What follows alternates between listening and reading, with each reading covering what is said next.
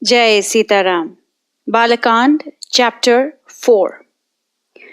Kusha and Lava have begun to sing the Valmiki Ramayana in the assembly of sages and saints and eminent people, and all of them praise Kusha and Lava as well as the epic, and they say it's splendid, this is splendid. And in the previous section, we learned that they were able to see the events right in front of them, even though they had taken place a long time ago.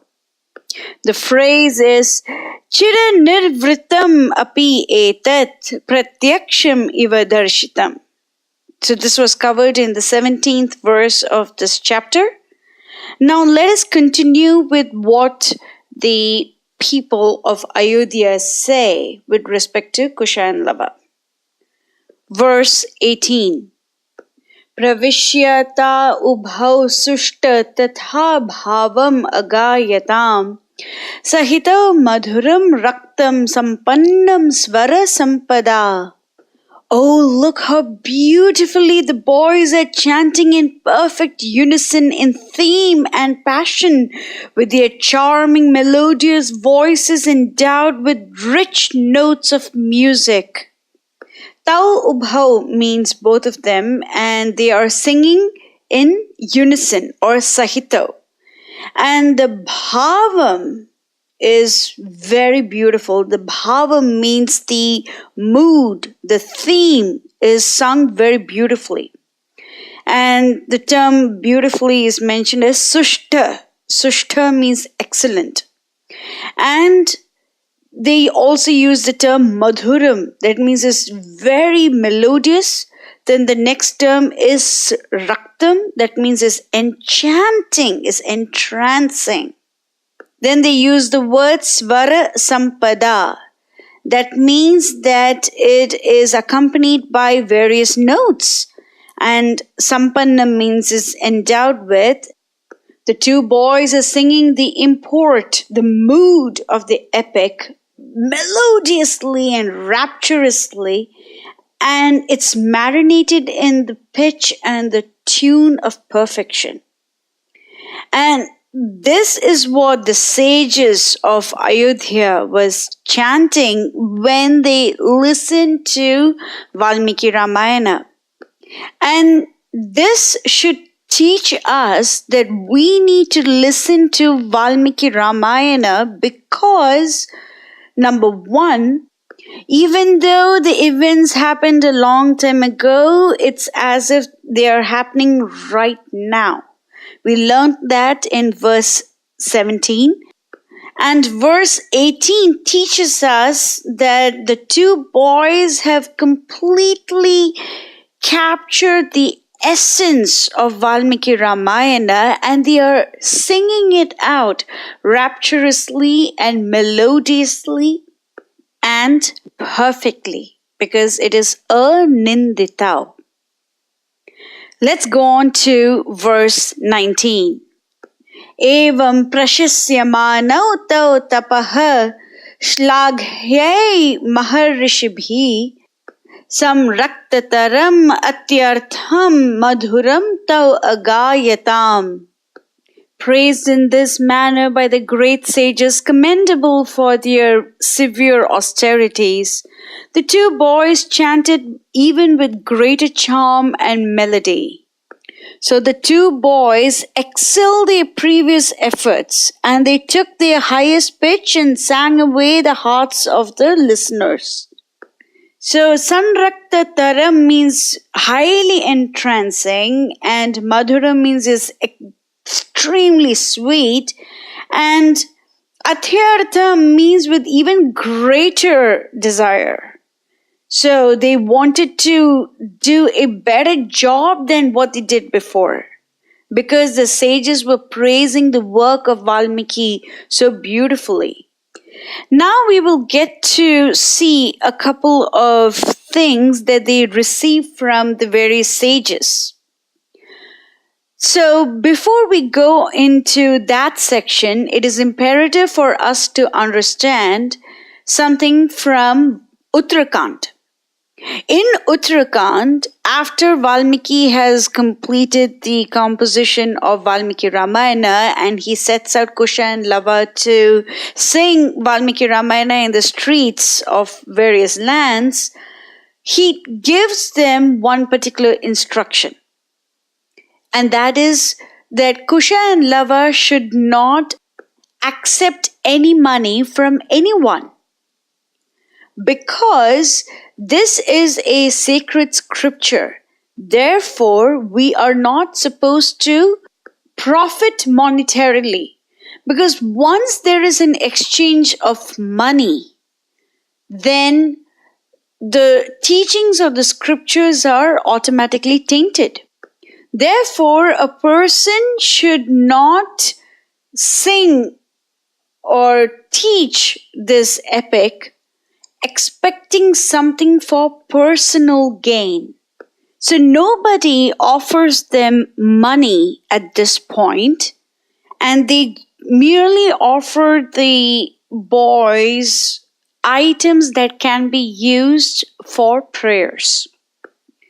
So these are most likely items that they had with them in their hands at that particular time, and out of the gladness of their hearts, they just went to the boys and gave them whatever they had. Verse 20. Prita kaschin muni tabhyam samstita kalasham dadau prasanno valkalam kaschid dadau tabhyam mahayasha. Pleased with their singing, one of the sages seated in the assembly presented the boys with a pitcher. Another sage of great renown was so delighted that he gave them garments made out of bark. So the kalasham is the pitcher or a handy vessel, and valkalam is dress made out of bark of trees. Both of them are used in prayers. Verses 21, 22, 23, 24, and 25. Anyah Krishna jinam adad yajna sutram tatha apara kaschit kamandalum pradhan maunjim anyo mahamuni Brusimanyah tada pradat kaupinam aparo muni tabhyam dadau tada khrishta kutharam aparo muni Kashayam aparo vastram chiram anyo dadau muni jata bandhanam anyah tu kashtha rajjum mudanvita yajna bandham rishi kaschit kashtabharam tatha para audambarim brusim anya swasti kechit tadha avadan Ayushyam apare prahur muda tatra maharashya dadav cha evam varan sarve muniya satyavadina. Another sage bestowed a black deerskin, and like that yet another a sacred thread. Someone gave a water pot, and another great saint a girdle of maunja grass to the singers. Another contributed undercloth, another sage gladly contributed a hatchet to them, another a saffron robes, and yet another sage bestowed a cloth wrapper, another delivered a tuft headband, and another enchanted for their singing ballad handed out a sacrificial vessel, and another a bundle of firewood sticks. Yet another gave a plank seat made of audambari wood, and others called forth blessings, and someone happily chanted blessing hymns for their longevity. Thereby all the truth-avowing saints and sages bestowed multiple boons on the two singers. Krishna Jim is black deerskin, Yajna Sutram is sacred thread, Kamandalum is a water pot. Maunjim is a girdle made of maunja grass. Then Kaupinam means undercloth. Then Kutharam means a hatchet. Then Kashyam Vastram means a saffron robe. Then Chiram means cloth wrapper. Then Jata Bandhanam, that means something to tie the hair or tuft headband. Then Yajna Bandham means a sacrificial vessel. Kashtabaram means firewood. Audambari means a plank made out of the Audambara tree. Then Swasti means the sages are giving blessings for their longevity and so on and so forth. Verse 26. Ashcharyam idam akyanam munina samprakirtitam param kavinam adharam samaptam cha yathakramam. A rare and noble epic this, cry the hearers, of honeyed verses and faultless diction, beautifully adapted to music, vocal or instrumental, and charming to hear, begun and finished according to the best canons of the art. The most exacting critic cannot praise it too highly. Verses 27 and 28. Abhi Geetam idam Geetam sarva Geeteshu kovidau ayushyam pushti jananam sarva shruti manoharam prashasyamanau sarvatra kadachit tatra gayakau ratyasu rajamargeshu dadarsha bharatagraja. The first of its kind and an unapproachable ideal for all time to come. The best model for all future poets, the thrice distilled essence of the Holy Scriptures, the surest giver of health and happiness, length of years and prosperity to all who read or listen to it. And proficient as you are in every style of music, marvelously have you sung it, said the listeners of this epic.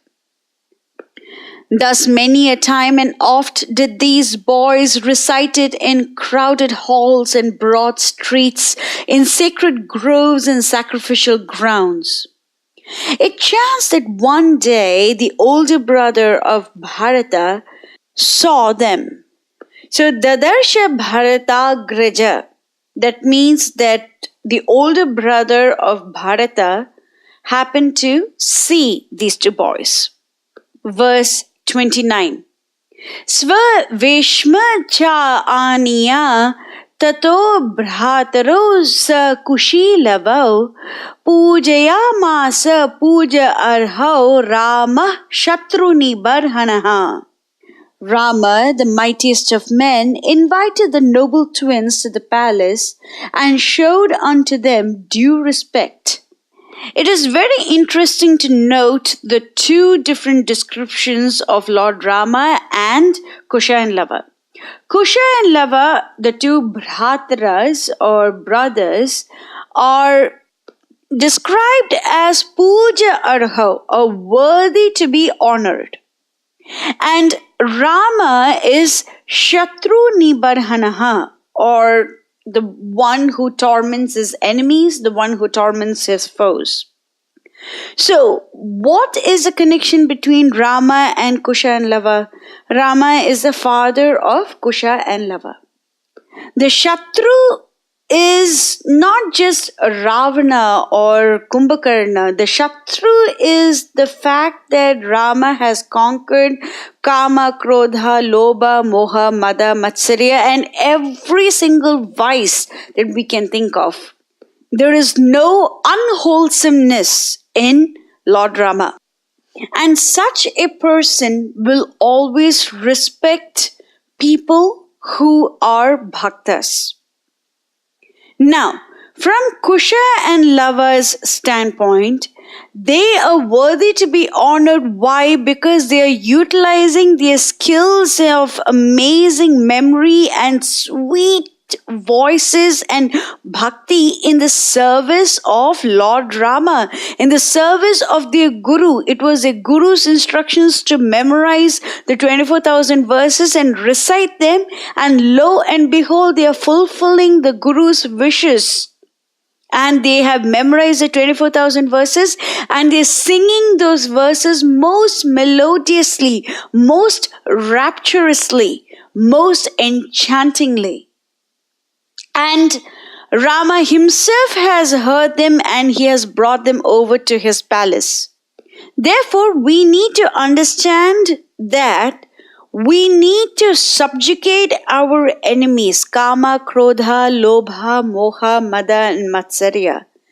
And then we will be able to understand what Valmiki is teaching us. So the source is perfect, but the recipient has to listen to the proper source properly. And how is that possible? When we are bhaktas. When we are bhaktas, we can understand what the scriptures are teaching us. Or else we'll just find fault with the scriptures.